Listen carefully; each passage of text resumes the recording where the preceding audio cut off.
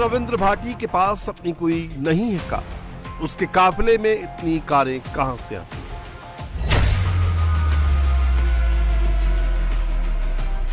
जो भाटी बाड़मेर का निर्दलीय प्रत्याशी, उसके नामांकन में इतनी भीड़ कहां से आती है?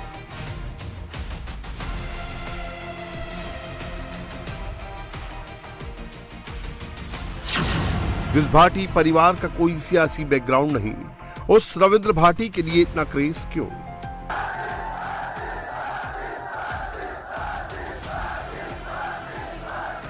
रविंद्र भाटी जीतेगा।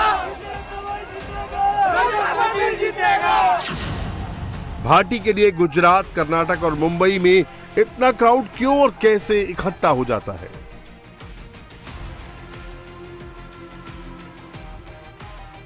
रविंद्र भाटी के पास इतने क्राउड मैनेजमेंट के लिए फंडिंग कहां से आती है?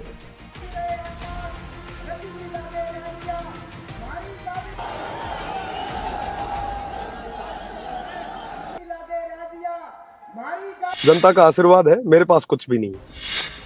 रविंद्र भाटी का ना पॉलिटिकल बैकग्राउंड है, ना किसी पॉलिटिकल लीडर की बैकिंग।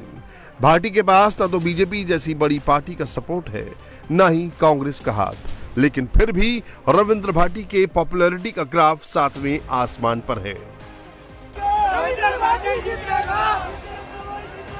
रविंद्र भाटी जीतेगा। कुछ तस्वीरें देख लीजिए, रविंद्र भाटी का फीवर कैसे बढ़ रहा है, पूरी पिक्चर क्लियर हो जाएगी। रविंद्र भाटी का ताल्लुक राजस्थान के बाड़मेर छोटे से गांव से है, लेकिन ये तस्वीरें अलग अलग लोकेशन की हैं। हर जगह बस दो चीजें कॉमन है, एक रविंद्र भाटी तो दूसरी भाटी के सपोर्ट में आई भीड़। भाटी का क्रेज ऐसा है कि बेंगलुरु में भी भाटी हजारों की भीड़ जमा कर लेते हैं। भीड़ भाटी को कंधे पर उठाकर हॉल में ले जाती है।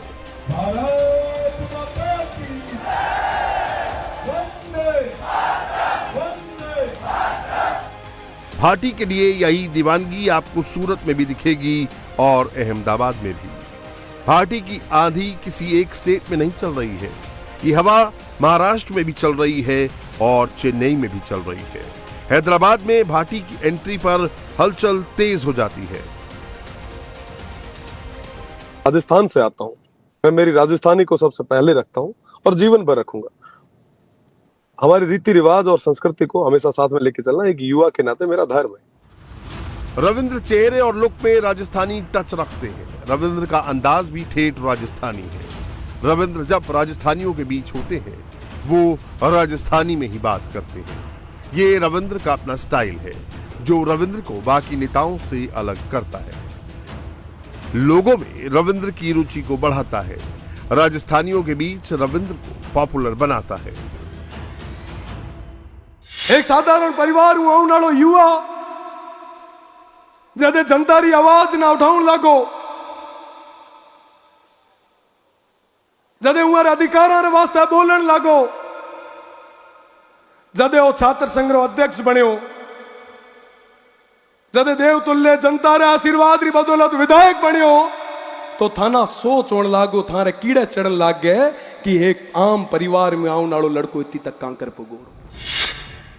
रविंद्र के साथ जो भीड़ नजर आती है, ये पैसे देकर बुलाई गई भीड़ नहीं है, ये रविंद्र के अपने सपोर्टर्स हैं, जिसे रविंद्र ने कमाया है। ये भीड़ जब वोटिंग के लिए बटन दबाती है, तब भी ये भाटी भाटी का ही नारा लगाती है। इसका सबसे बड़ा एग्जाम्पल राजस्थान का विधानसभा चुनाव है।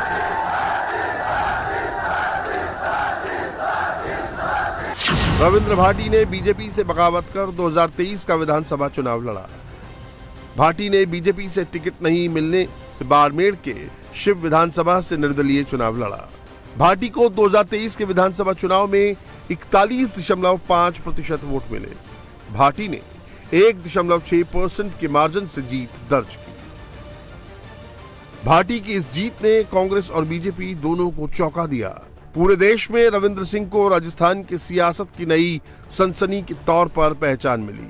विधानसभा में रविंद्र की जीत की अहमियत को समझिए। शिव विधानसभा के 56 साल के चुनावी इतिहास में निर्दलीय को जीत मिली। रविंद्र ने इस चुनाव में कांग्रेस के सबसे वरिष्ठ विधायक अमीन खान को भी हराया था। कि आज तक पानी के लिए तरस रहा है, शिक्षा के लिए तरस रहा, चिकित्सा के लिए तरस रहा है। अगर मैं युवाओं की बात करूं तो वो युवा आज भी रोजगार के लिए तरस रहे हैं। तमाम उन चीजों की कमी है जो एक जगह होनी चाहिए, मूलभूत सुविधा जो मिलनी चाहिए वो आज तक हमें मिल नहीं पाई। रविंद्र को इस चुनाव में हर वर्ग का सपोर्ट मिला, हर धर्म के लोगों ने रविंद्र को वोट दिया। रविंद्र की खास बात है कि वो जो कहते हैं वो करते हैं। रविंद्र कंप्रोमाइज नहीं करते। रविंद्र बीजेपी की विचारधारा को सपोर्ट करते हैं, लेकिन टिकट नहीं मिले तो बगावत में देरी भी नहीं करते। बागी होना रविंद्र की अपनी क्वालिटी है। रविंद्र के सियासी करियर की शुरुआत जोधपुर के जय नारायण व्यास विश्वविद्यालय से हुई। 2013 में रविंद्र ने जोधपुर यूनिवर्सिटी में दाखिला लिया और एबीवीपी ज्वाइन किया। लेकिन जब 2019 में रविंद्र को एबीवीपी से टिकट नहीं मिला तो रविंद्र बागी हो गए। कॉलेज में भी रविंद्र ने निर्दलीय कैंडिडेट के तौर पर अध्यक्ष का चुनाव लड़ा और जीता। 57 साल में पहली बार कोई निर्दलीय प्रत्याशी छात्र संघ का प्रेसिडेंट बना। चुनावी हलफनामे के मुताबिक रविंद्र भाटी के पास 2 लाख रुपए कैश और 3 लाख रुपए की सेविंग बैंक में जमा है। भाटी के पास 5 ग्राम सोना है। इसके अलावा भाटी के पास न कोई कार है, न कोई जमीन और न ही कोई मकान। सवाल यह है कि आखिर एक कॉलेज के छात्र संघ का नेता राजस्थान के बाहर इतनी भीड़ कैसे जमा कर लेता है, क्योंकि इतनी बड़ी भीड़ को मैनेज करने या फिर ऐसा काफिला लेकर चलने में बड़े फंड की जरूरत होती है। रविंद्र भाटी के पास फंड कहां से आता है उसे समझिए। रविंद्र सिंह भाटी ठाकुर बिरादरी से आते हैं। रविंद्र के पास अपनी अलग टीम है। रविंद्र के फंडिंग और मैनेजमेंट के हिस्सेदार हैं, एक मारवाड़ी बिजनेसमैन और दूसरे रविंद्र के दोस्त। रविंद्र के ज्यादातर दोस्त ठाकुर या फिर बड़े बिजनेसमैन घरानों से हैं। इन्होंने रविंद्र के कॉलेज के इलेक्शन को सपोर्ट किया और ये अभी भी रविंद्र को फुल सपोर्ट करते हैं। कार से लेकर क्राउड तक का मैनेजमेंट देखते हैं।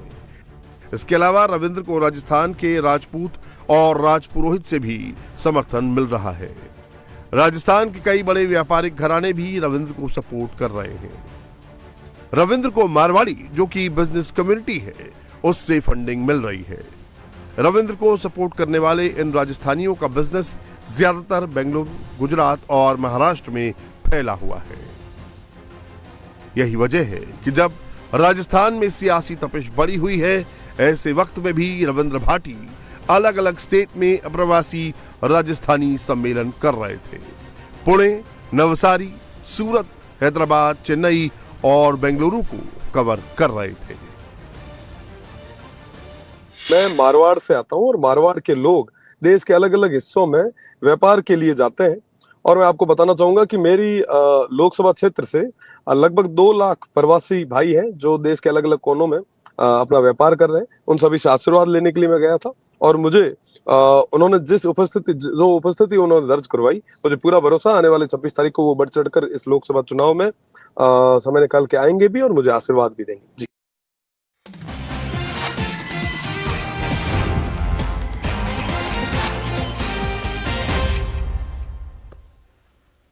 नमस्कार, मैं हूं सौरभ शर्मा। नरेंद्र मोदी के विरोधी गठबंधन का मैनिफेस्टो आपने पढ़ा? जरा गौर से पढ़िएगा।